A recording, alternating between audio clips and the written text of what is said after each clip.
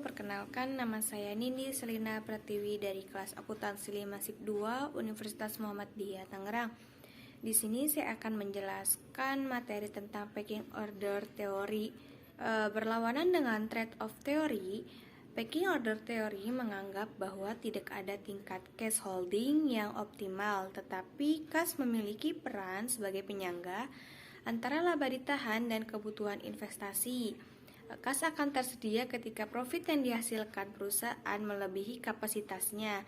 Ketika kas tersedia dalam jumlah yang berlebih dan perusahaan yakni akan profitabilitas investasi mereka, maka kelebihan kas akan dibayarkan kepada para pemegang saham dalam bentuk dividen menurut Myers dan Majdalub 1984.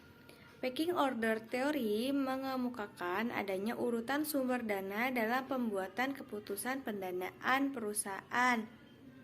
Berdasarkan teori ini, ketika perusahaan membutuhkan dana untuk keperluan pembiayaan investasi, seharusnya membiayai kesempatan investasi dengan dana internal terlebih dahulu.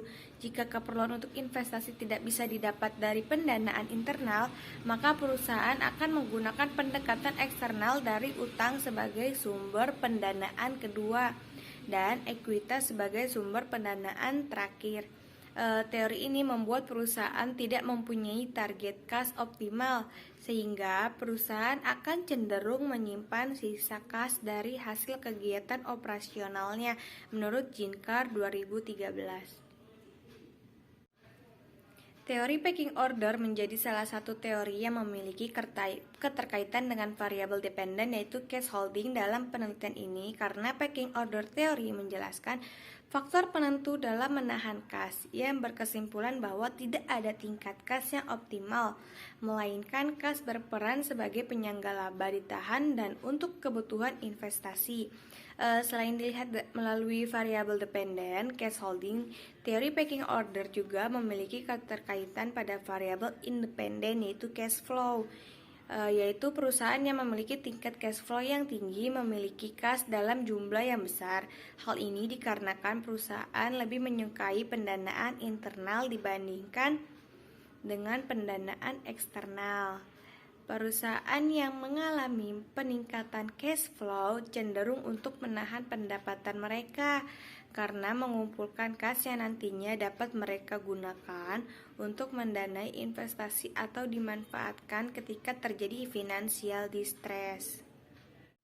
Variabel independent capital expenditure juga memiliki dengan teori packing order.